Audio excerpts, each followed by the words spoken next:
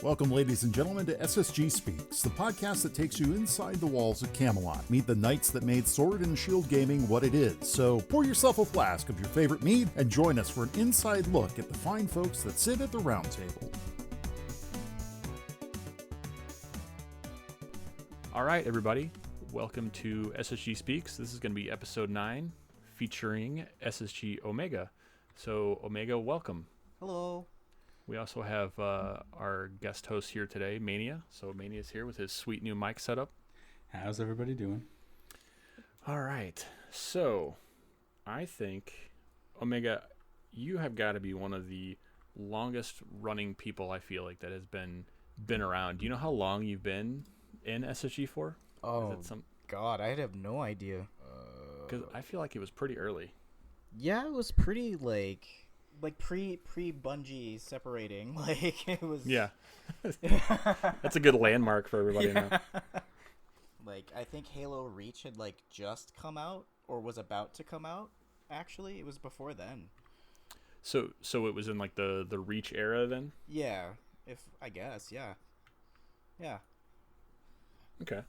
So at that point then, did you ever get to play like Halo 3 with us? Did we have like throwback nights for Halo 3, or was it just like all Reach all the time? I think I managed to get in a few games of Halo 3. Because I do remember like the classic maps and like the big team battles and things like that. I just like Reach was like new and exciting, and so we like everybody hopped on that.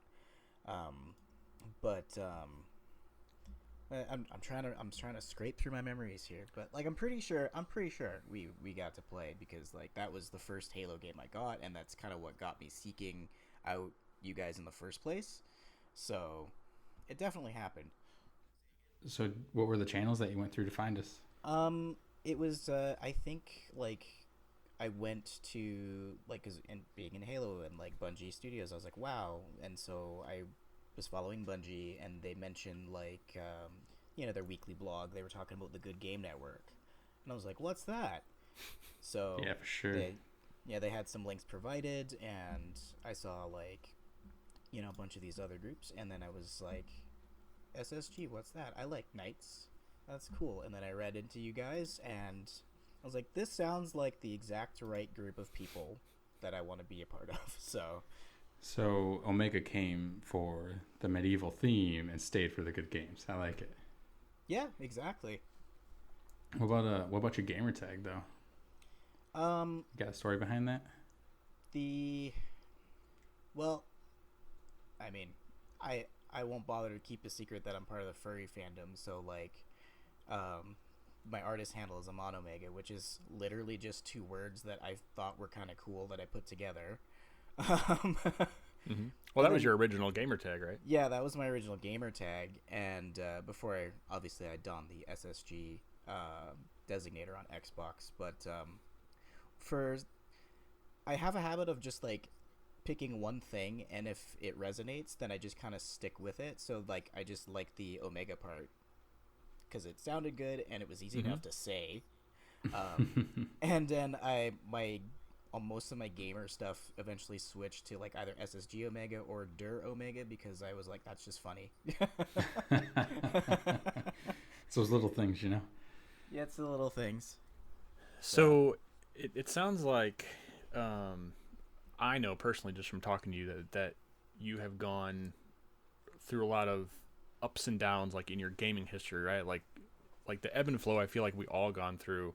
But I know you and I have talked several times about like, oh, I don't know if I should still be part of the clan because I'm not gaming as much, or I'm not playing the same games and all that kind of stuff. Like, what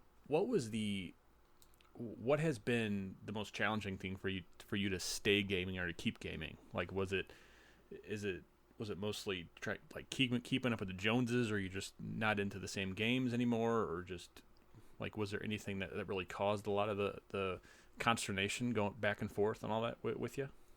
Honestly, like, it was kind of like, I don't know, like, it was hard to dictate whether or not I had the time to set aside, the time and space, honestly, because like when I was with my ex, like we just had one Xbox to share between the two of us, and like she wanted her time, and I was like, okay, sure. And like after that, it was like, well, I'm working, um, and then it just like energy kind of constraints, and then if I had time, it was like, well, do I have the space? Who's gonna be in the room? Like, I don't want to be sitting in a room and like have people talk to me. I don't know. Like, I'm also like a weird private person. Like, even just to set this talk up, I was like, okay, everybody else, shut up or leave me alone while I do this, because like I just like that kind of.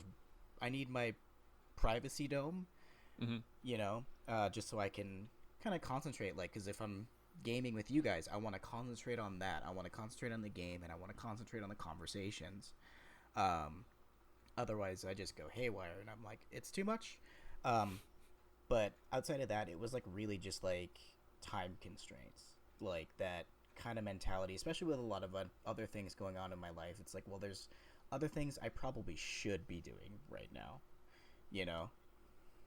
Yeah, I think we all have that certainly to go through, depending on, like you're saying, the work life, the home life, bouncing back and forth. And there's a lot of times like where, like even today I haven't had really anything quote unquote to do, right? Like my schedule's empty, but I still just like, you just fill it with stuff. And then you feel like, oh, I want to play a game, but oh, I really need to do X, Y, and Z. Even if there's not really like a hard date on other stuff you have to do, it feels like, with gaming always being this, it still has like this stigma where it's kind of like a toy kind of an environment, right? So I always feel like I kind of feel bad sometimes if I'm playing games like during the day when I could be doing like work type stuff. Yeah, exactly. It's like, I should be responsible is like kind of the guilt message your brain sends to you. Mm-hmm. I gotta say, I'm completely the opposite of both of you.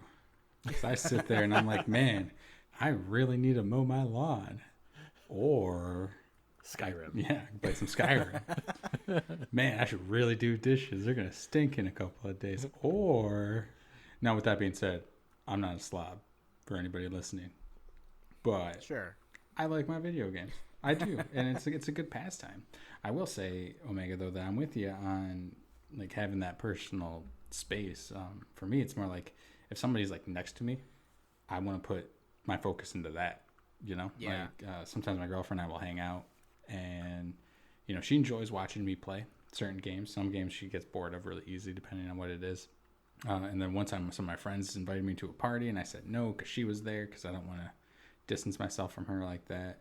And she said it was fine. And I was like, okay, cool, let's try this. Let's see what happens. And I didn't like it. Just because, I didn't want to feel like I was ignoring her. And, when she listens to this, because she does listen to these podcasts to support me, which is great.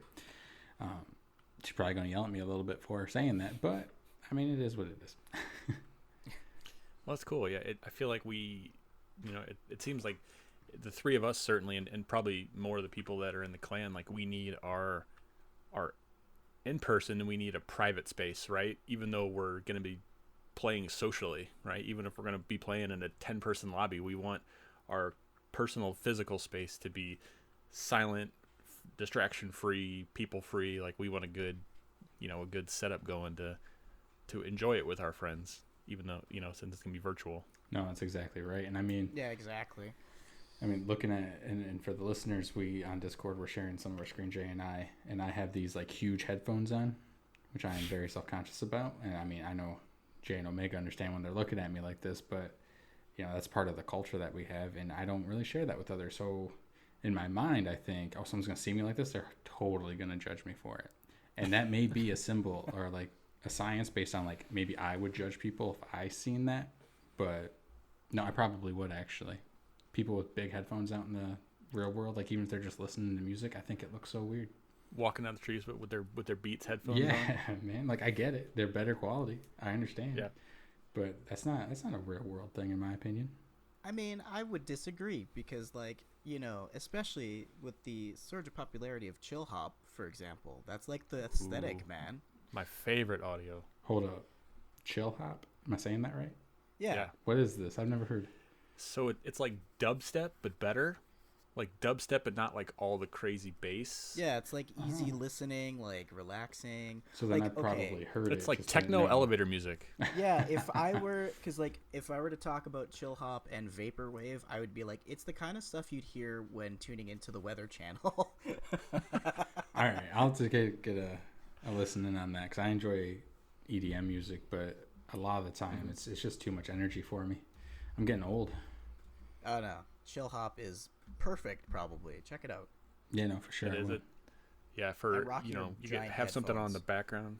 There you go.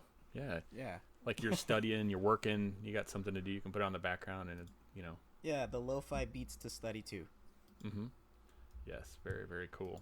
So we talked about your gamer tag and all that, but have you ever been part of a different clan like before SSG? Nope, So first one, huh? a first and only. Like, Or your like, first love? Yes, Oh. absolutely. Like, okay, this is a true story.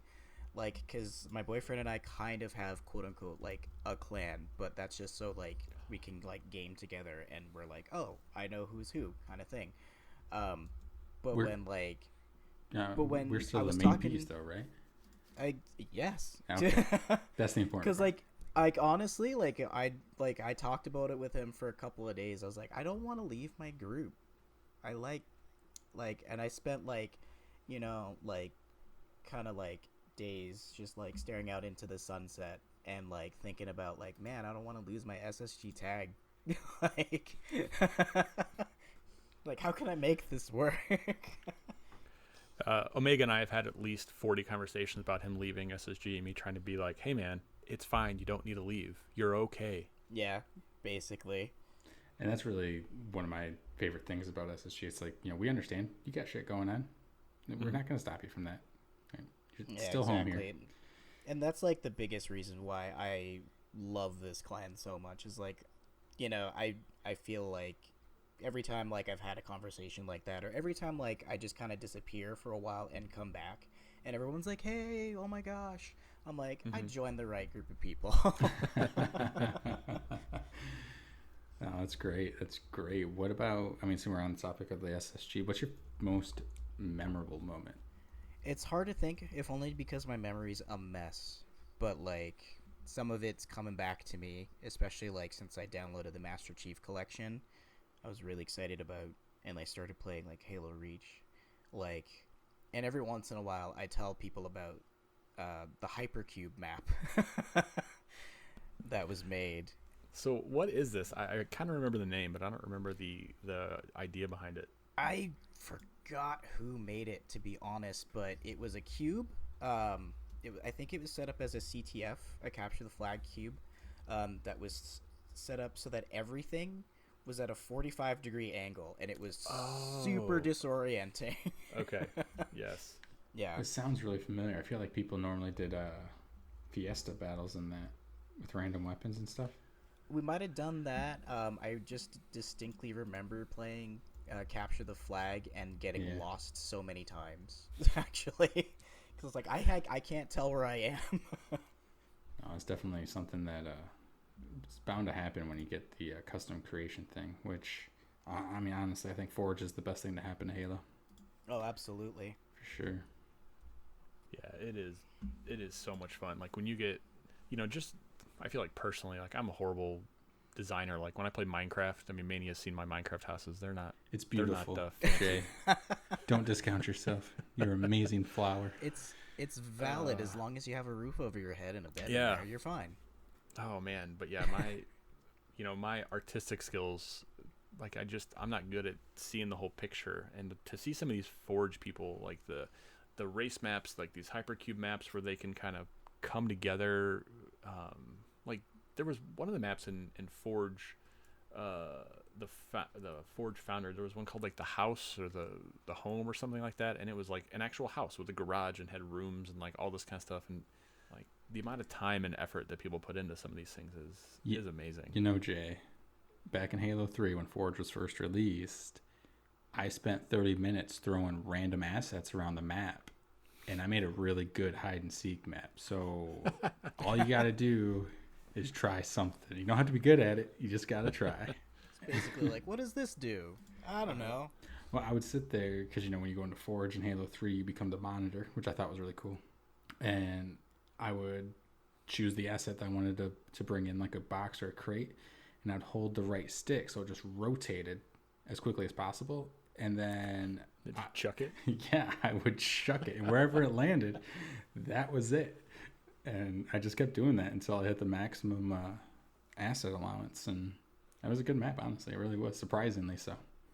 Nice. Yeah, we need to get a group back in there and go, because I think Forge at least used to be limited to 8 people, so we need to get like a party night going and go into Forge and see what we can create, some SSG monstrosity. Oh, 100%. Oh, should look into if the Halo 5 Forge is crossplay. Is it? I don't know. Halo 5 had Forge. Halo 5 did have Forge, and it was the first time that Forge came to PC, and it's currently the only way to play a new-ish Halo game on PC, because you boot up the Forge app and you do the custom game browser, and so there's no matchmaking or like arena or anything like that. But yeah, you can 100% create maps on your computer and then, you know, save it, hop on your Xbox and play it. It's very possible. That is really cool. That is cool. I had no idea that was a thing. They never really marketed it. I don't know why. Mainly because it was free, so they weren't making any money off it. Ah. But yeah, if you're a PC gamer, you want to play Halo 5, there's an avenue. I'm not saying it's a good one, so don't yell at me if you have a crappy experience for some reason. I remember back in the day there was a level editor for Duke Nukem. Was there? That was, yeah, and it was a hot mess. I mean, that doesn't surprise me with being Duke Nukem.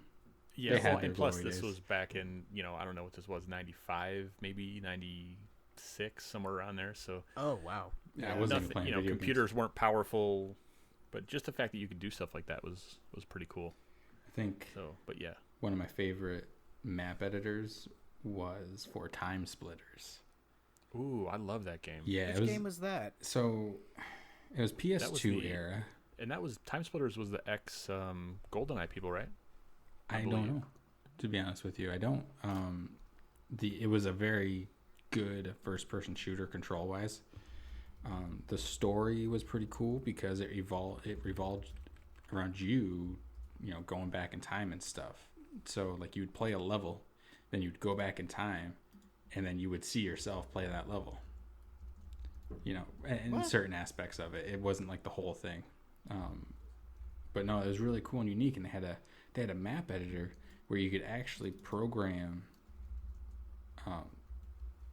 activities and stuff. Like, you know, you could sit there and say, hey, when a player pushes this button, spawn 15 of the hardest enemies, because that's hilarious for some reason. You know, so it was really good. I've heard good things about the Far Cry editor, but I've never used it myself. So, but yeah, no, Time Splitters is totally a thing. Yeah, Time Splitters was made by Free Radical, and it was either a split off, or it was all the people from Rare. So it was either all the people it was the original GoldenEye and Perfect Dark team. There was either some kind of issue or when Rare got bought or sold, where they left and did their own thing. So all those people that made all the GoldenEye and Perfect Dark left, and Time Splitters is their child from that. That's why it's so good. Oh, I'm not going to complain. I mean, they did a good job. Mm-hmm. That makes sense. Like, I just had to look it up just now, and that's pretty cool. I haven't seen this, and what I was thinking of when you mentioned it was the Time Crisis arcade game. Oh, like a Crash Cruisers or something?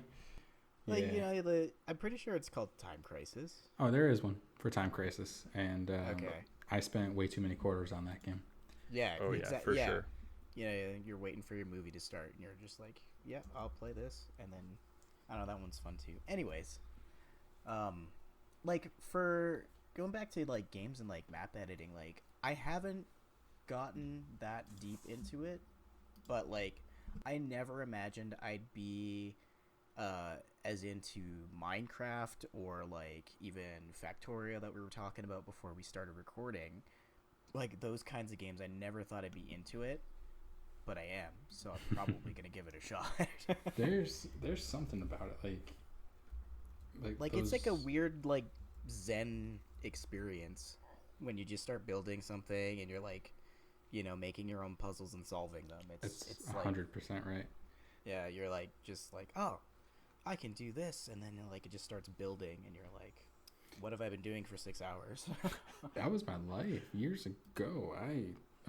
I personally, I had like a little depressive episode, and what I would do to cope with it is I would boot up Minecraft, and I would just mine underneath my base, almost at bedrock. I had a 100 by 100 by 5 area that I just cleared out, and I made this huge room. It took hours over like a week or two.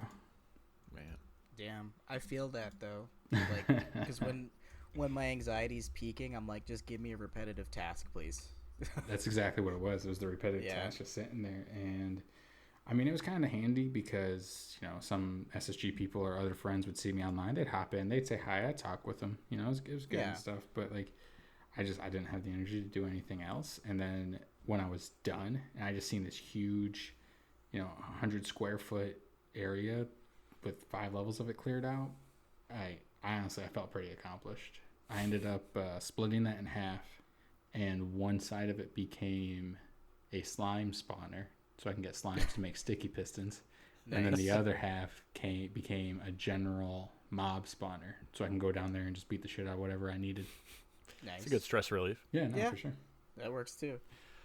So, so currently we're all on the Xbox One, the PS4 generation that's getting ready to change here in a couple of months. What is your history with consoles and or gaming in general? Like, what consoles and stuff or PC gaming have you been doing or have you done in the past? Before, when I was a Wii Omega, it was just like super casual. Like, I know my family was like the first on our block to have like the original Nintendo system. Humble brag. I mean, we also had that Olympic like game. We had that trifecta game where it had the Olympics, the Duck Hunt, and Mario on it. Yep. And we had the pad, the running pad. Oh, you had to for the 50-yard sprint. Exactly. You tap your feet really fast on the pad. Yeah. Exactly. What they have, long jump? They had something else too. They had hurdles, like the 50-yard sprint and the long jump. I think it was just those three. But yeah, like, so it was like Nintendo stuff, and like and then we got a Super Nintendo a couple of years later. My sisters, I have 2 older sisters. We shared that. We also shared a Game Boy. I didn't really get like to play that very much because I'm the youngest. So I know, I'm a little baby. And like when the PlayStation came out, that was like super mind blowing. Got I think PlayStation 2, and then we kept up with like N64. And that was kind of like, you were a big Nintendo guy then. Yeah, you're starting out. Like, you could say that, but at the very, like, I also didn't like sit there and like game for like hours and hours and hours, especially like, well, it wasn't until my sisters like moved out of the house, obviously, that I got more. But like, I didn't like collect a lot of games. Like, I was mostly into Star Fox, and I remember I would consider my biggest accomplishment in early gaming was playing Donkey Kong Country and beating it at 3 o'clock in the morning and trying not to scream because it took me like 2 hours. That was back in the day when we couldn't save games too, wasn't it? Yeah, you had to like use the codes to get through. Yeah. Or you would just pause it and leave your Nintendo on like for 10 hours. Oh, yeah. The fire hazard. Goodness. Either way. So, I mean, sounds like you had a pretty great pass with it. Are you planning on upgrading? I believe you're mainly PC these days, aren't you? I am primarily PC these days, and I have been wondering what to do about that for like months because I still have my Xbox One, but I'm not using it at all. The current setup that we have in our place, I was like, well, I'd love to have it as like a secondary, or even honestly as a Blu-ray player or something like that. Like, I don't want to get rid of it. But it's always good to have that option. Yeah, exactly. It's like, well, if I get rid of it, I know I'm going to regret it. But right now, it's kind of collecting dust at the moment. That's fine. I think Maine and I have talked a lot about, kind of the future of this, like the Xbox Game Pass and crossplay and stuff like that. Like and xCloud, like I feel like that's certainly where they're headed, right? Microsoft in general, at least, where if you are a PC gamer, right, like you're going to get a lot of these Xbox games for quote unquote free. If you've got something like Game Pass with it, they keep making all these games available for the PC, and I think so I think even if you call yourself like a PC gamer exclusively, right, you shouldn't have to. I don't think you're going to be as excluded as you've been in the past from the Xbox people, at least. Yeah, PlayStation and Nintendo probably still so, but yeah, I definitely get that impression because like I actually recently decided to pick up Game Pass because one of my coworkers was like talking about it, and I have a bit more extra spending money, and like I love it. Like, and I think that's another part of me is that I'm like softly holding out for like more options for cross compatibility. Mm-hmm. Because like I think as more developers and publishers like realize like that's what the people actually want, like it's not going to hinder any sales or anything, like I think it'll do really well, and I think it'll take off. Yeah, what about the xCloud and the Xbox's mobile streaming stuff? Have you looked into that or played any of that before? I haven't. Like, I know it was a while ago before I disconnected everything that I streamed like from my Xbox to my PC, and I was like, well, Mm-hmm. that's really cool, but the internet quality at the time that I had made it a little less cool, so it wasn't something I really utilized. But now that I'm talking about it right now, it's like I could probably try that again, actually. I think it's come a long way, and Yeah. Me personally, I probably won't find much use in xCloud. That being said, it's only because I don't really game on the go much, but I 100% will still support it. And I'm the kind of person with crossplay is a great example. When crossplay first started coming out, if a game advertised that it had it, 100% I'd buy it. Like, I don't even care if I play it, right? Like, it only happened for a couple of games, thankfully. But it's so important to be able to bring those communities together. And that's why I'll probably always be a Microsoft fan, to be honest with you. I love them Yeah, all, definitely. but Microsoft's my favorite. Yeah, hopefully this, I think Call of Duty Warzone really opened the door, got us all this cross-play with all the consoles. Fortnite, I guess, started it, but Fortnite and Warzone really opened up the door for cross-play between all the different systems, and it's fantastic. Like, once you have it, and then to go back is just, it's awful. Like, me and my kids play Minecraft, and so my daughter plays on a PC, and my son plays on the Switch, and I can play on whatever 18 devices I have that I want to play on. And then and we got Minecraft Dungeons, and Minecraft Dungeons was so limited in just ridiculous ways. It was like, you could play multiple people on one device, but then you couldn't play online. So if me and my son were playing on the Xbox, then you can't play online. Then it's only local. And so it's That's things weird. like that where it's just like, Oh, that's weird. it's like, come on, and then and there's no crossplay with Dungeons. So if they're on the Switch, I have to be on a Switch, so it's, so in that case, everybody would need a Switch and things like that. Or, you need 3 Switches or 3 Xboxes or 3 PS computers. And then you've got to buy it for each device too. So Yeah, exactly. it was just a real step backwards. I was gonna say, like, it's the difference between being like, oh, here's this game that I can play with, like, my friends, my family, versus, like, oh, I gotta buy this game, like, 3 times in order to satisfy this need. Mm-hmm. Like, it's not great. So, I mean, gaming achievements or feats, are you most proud of one? Geez, I don't know. I feel like it's been forever since I've, like, tracked achievements. Well, I mean, not other than, necessarily like literal achievement, but Well, like I said earlier, I would consider beating the original Donkey Kong Country. Like, that was really hard for me to do. But also I remembered a more difficult game, actually, that I This was on the Super Nintendo that I beat. So far, I played it so much, but I've only beat it twice, comparatively. Bubsy, it's that game with the Bobcat. It's a platformer. It's so hard, but I have beaten it twice. I haven't heard of that in forever.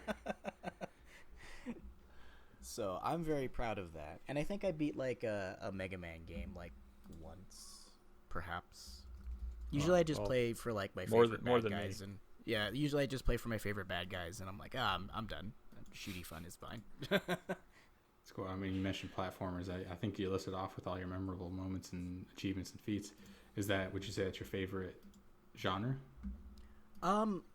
Like now that I think about it, like it seems to be because like with Game Pass, like the first game that I got was Ori and the Silent Forest, which is a platformer. So good.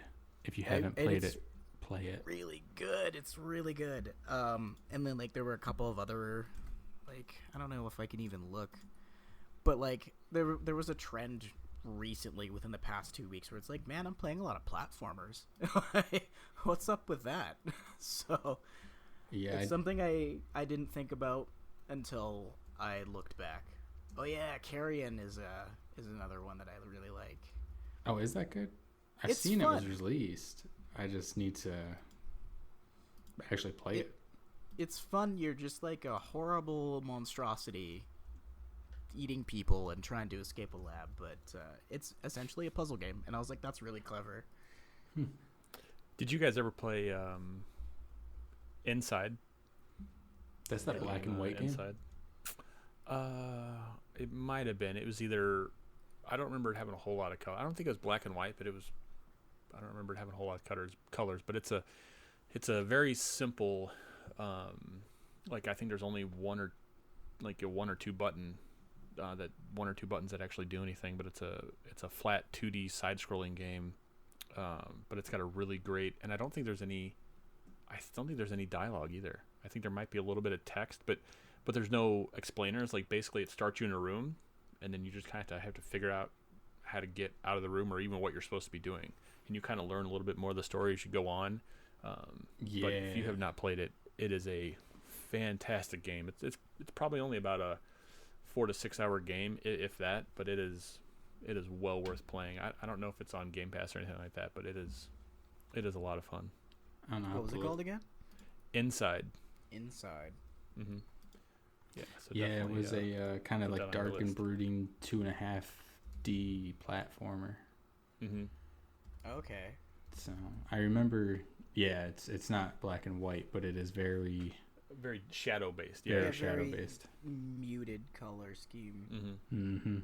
Yeah, it looks pretty interesting. I'll do that one. I will say though, not too long ago, I beat Ori and Will of the Wisp, which is the second Ori game, and that kind of ruined me for platformers. Like, really? Yeah. How so? The movement of the second Ori game was very fluid. The animation style was great. I really loved it. The story. I mean, there's an argument to say it's not a very deep story, but how they were able to show the emotions of these animals without like saying anything, I teared up a little bit, and I'm man enough to admit it. There's nothing wrong with that. Let me tell you, Okami and Okami Den. I heard good things about those two. Mm-hmm. Both of those, just shameless tears from me when I beat those. It's the best part for about like gaming. half an hour. I was like, "Oh my god!" And like, it's a happy ending, but you're like crying anyways. You're like, "Oh my god, we did it, guys!" All right, moving outside of gaming, what's your favorite hobby? I mean, I got an iPad specifically for art, so I've been doing a lot of that too on the side. Yeah, no, I've seen some of your work. You're pretty good. Thank Definitely you. Keep doing your thing. I liked it. Thank So you. what apps are you using on the iPad? Actually, exclusively Procreate. Like, once I kind of played around with it, like this was like months back. Like I played with it in the demo. I'm like, no, I don't need it. No, please, everyone, stop talking about it. And then my boyfriend's like, these iPads are on sale. I'm like, shit, I have some money. Damn, now I have an iPad. I can't believe I'm doing this. And then I haven't gone back, which is funny because before then I was using my my Surface Pro. Yeah, my Surface 4 with Clip Studio, which worked just fine. But the reason why I was looking for something else was there's a screen flicker on the Surface, which I had already repaired once. And I didn't have enough money to repair it again. So I was like, you know what? Maybe I should just look for something new and something more portable, because that was the goal, was getting something that I could carry around with me everywhere and I could just like whip out and like draw with whenever I wanted. And even though Apple had spurned me in the past, I went back. And I'm in love with my iPad, honestly. I'm getting so much use out of it. Yeah, it's by far my most used device. I've got, a desktop, a laptop, I've got a phone and my iPad, and my iPad is a good 80 or 90% of my device usage, like well over my phone, my computers. Like it's just I just love that tablet form factor. It's one of those devices, like if for whatever reason, like both my iPad and my phone got stolen right away, like I'd probably replace my iPad before. Like I'm like, we got to go to the store and get an iPad, and then we can go get a phone. I mean, if you get an iPad with cellular data, you don't even need to get your phone. Yeah, well, and I have one, and I love it. I have one with cellular, and it's always been so awesome to just not need.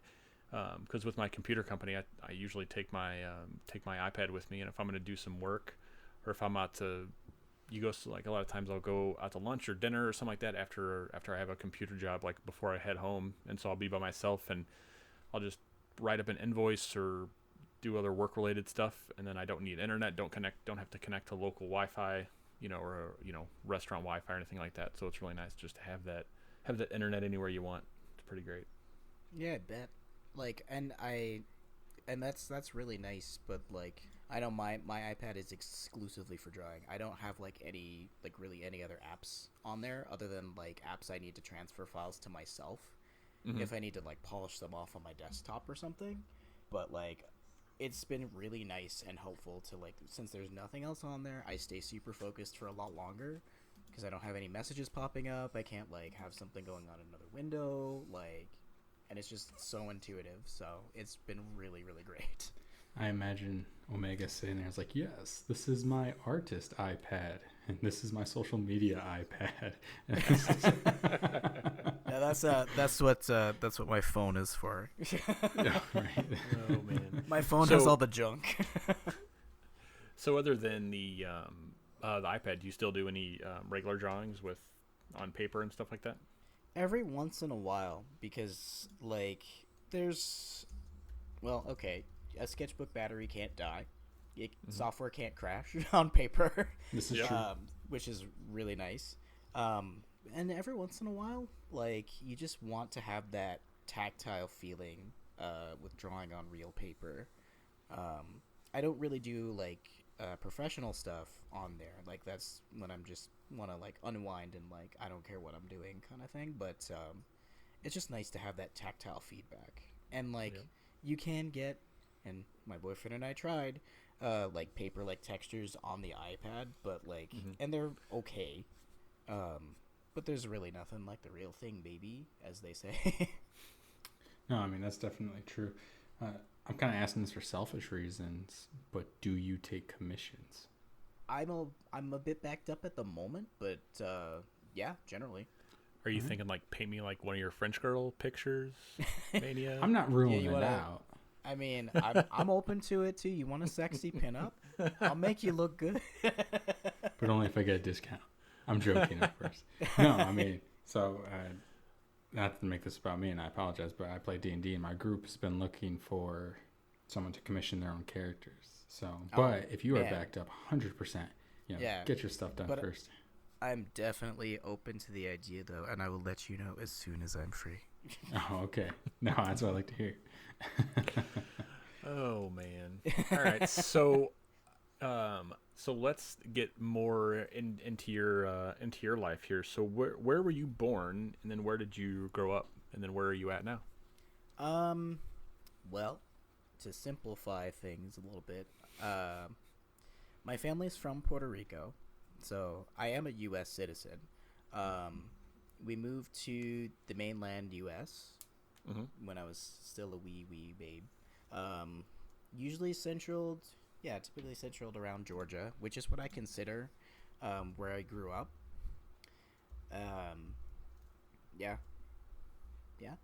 Yeah, where I grew up in Georgia, and my family. Let's see, my mom and her partner have moved to Florida.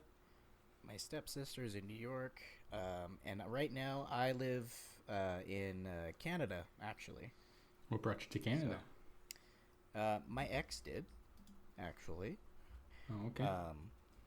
Which, is a story in of itself, but maybe for another time. I mean, I think you guys know it, but for our listeners here, but I came up here for her, and I just ended up staying, honestly. And of course, like, now I live with my boyfriend and our roommates, and it's been really wonderful, honestly. So, still a positive thing. That's good. Yeah. Not a bad time to live in Canada right now either. So. No, I wasn't gonna say it, but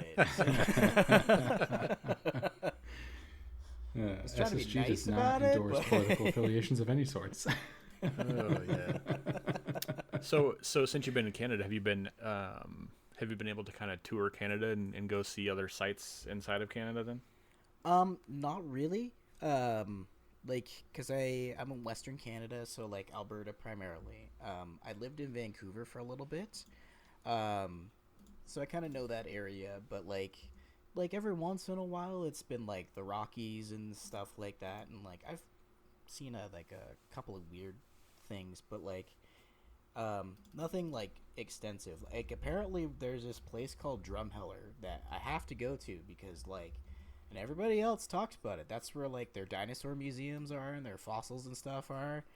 And I gotta go see it, but I haven't been able to see it yet. So we're gonna plan that. Dude, but hope you get to go see it. Me too. It's a little bit harder to kind of do because as me, my boyfriend and one of our roommates, we all work at the same place actually. So then everybody taking the time off is logistical. We're all sick. Yeah. It's like, oh no, I gotta. Yep. Yeah. So what do you do for work then? For my day job, I work at a vape store. Okay. Yeah. What about your nighttime job? Oh, you know what I do. This is the ASMR podcast. That's right, baby. All right. Oh man. Real quick, I love this question, and I'm pretty sure every time I'm on, I'm the one who asks it because of my love for it. Omega. Yep. What's your guilty pleasure? My guilty pleasure? Yeah, I haven't had anybody not willing to answer with some sort of confidence, which kind of takes the fun out of it. But if you like your guilty pleasure, go right ahead. It's cool. TV show, movie, game. I have to think about it. Because for a while, my guilty pleasure was Riverdale, in terms of show. Because that show is garbage. But I was like, I have to keep watching. I'll agree for the first 2 seasons that it was all right. But it's bad TV after that. Yeah, I kept going. I was like, what is it now? You've committed. That's what it is. Yeah. You're like, this show is absolute shit, but I'm going to see it through. Yeah, basically. Outside of that though, I would call it a guilty pleasure is that I shamelessly love Carly Rae Jepsen's Emotion album, specifically the song Run Away With Me. I lose my fucking mind every time it's on. It's my favorite song. Well, I think she kind of went from a one-hit wonder and then all of a sudden like kind of turned that career on, and now she's like real big again. Yeah, she's doing real good, honestly. Is she still recording under Justin Bieber? I remember have that's no what she idea. started. I don't dig too deep into the lore, to be honest. You just want the music, and I can respect that. I want the bangers. I want to I want to jam. I want to feel alive. So that's all right. I'll take it. That's all right. yeah. All right. Well, so spending, it sounds like most of your, adult gaming career and gaming life has been up in Canada. Have you been able to meet anybody within SSG before? No. Actually, even though, don't we have somebody else that lives in Edmonton or, in Alberta? I'm pretty sure we do. If I remember correctly, Crystal. Maybe. Yeah, Crystal FTW. She lives near there. Okay. But I haven't heard from her in a while either. Yeah. Yep. Yeah, she's living her best life. I get to see her photos on Instagram, but I haven't gamed with her in a long time. So yeah. She's been emeritus for a little while, but she was I'm pretty sure that's where she lives. So a lot of and I think I remember I know he switched his name now, but I'm still gonna call him Jet. I know he's in Canada too, right? I think he was also really close. Yeah, he's in Central Canada. Yeah. Yeah. So it's probably a good clip from you. Yeah. But probably. How far are you from the States? I guess it depends on which way you go. What he's really asking is if we hold a LAN in Seattle, would you be there? I mean, let's see. That depends. It's on it's West Coast. It's time. You can bring your iPad. Yeah, you can bring your iPad. Oh, thank God. I'll pose for you. I'll be your model. That's fine. Oh, baby. All right. Now we're cooking with gas. That's about, at least for Seattle, because I know it's about a 12-hour drive to Vancouver, and then Vancouver's right there, basically, to Seattle. Let's call it 18 hours away. So there's a chance. There's a possibility. My vote's still for Seattle, Jay. I think someone needs to pitch it. Yep, I think that's going to be the next one. You've heard it here. Heard it here first. Mania. I'll drive up and get you. We drive up and get Omega, and then head to Seattle. There we go. That's a hell of a road trip. Have the means to go to Canada. Oh, I don't either. So actually. Omega, if you want to meet us in North Dakota while we swing by Highway 1 across the border, 100% I'm game. No, actually, Michigan gives us a enhanced license that allows us to go into Canada. So honestly, that's not a half bad idea. I got a car that can make the trip now, and let's do it. Why not? I need to take a week off work anyway. Sounds like trouble. I didn't say I was ready right now. Too bad. I'll be there in a week. Omega, pack your stuff. That's right. Oh God. Oh. So other than Seattle, if you could travel anywhere in the world, where would you like to vacation or go sightsee if you could? As basic and as maybe kind of a downer this might be, but I'd like to go back to Georgia to visit my family because I haven't seen them since 2010. Oh wow. Yeah. Dude, there's nothing downer about that. Go to Georgia. Yeah. Have a good time. Yeah. I want to see them. I want to hang out with them, and I want to see just how much shit has changed because my family and I have a group chat, and my mom lives in Florida, but she came up to visit my sisters that still live in Atlanta, and she was posting pictures, and she was like, "Oh man, that looks so different, the old neighborhood kind of thing." And I was like, "It does. It's unrecognizable. What is this place?" So I just want to revisit that again and just kind of reorient myself, get in touch with those roots. What about Puerto Rico? Have you ever wanted to go back there? I would like to go back there because we went back there when I was a little kid, and at the time, even when you're a kid, you're bratty because you're like, I don't want to go anywhere. Blah, blah, blah. So I definitely took those trips for granted. So I want to go and I want to appreciate it. And also with again, refreshed memories kind of thing, and just kind of again, just walk in there with more of a mind to embrace what's happening as opposed to why have I been awake since 5 o'clock, shoved into a plane and in a car. I don't know what's happening, you know. Like, so I need a nap. Yes. Yeah, I guess you don't need. I wouldn't think you need a passport to get to any of the U.S. territories. No, you don't. Yeah. I think it's like only like a 2-hour flight or something. Maybe if that. I don't know. It's really short. Mm-hmm. Yeah. I mean, maybe not right now. You know, maybe pandemic's probably not the best time to go. But, pandemic and hurricane season, probably not a great time to go to Puerto Rico. But it's just a little wet. Time. It's fine. Aside from that, like, you know, for funsies, like personally, I've also always just wanted to see Ireland. Actually, I hear it's real beautiful. Actually, they got the scenery there for sure. Yeah, and like honestly, like the typical like European thing too, like just to see that kind of central area because when I was younger, my dad was in the army as well, and before we settled into mainland U.S., like we kind of followed him in Europe. So apparently, I have stayed in France, I've stayed in Austria, I've stayed in Germany, but I don't remember because I was, you know, pooping my diapers kind of thing. So it'd be nice to actually go back to these places and definitively say, yes, I have visited there. I know what it's like, you know? Oh, for sure. I would love to do a European tour.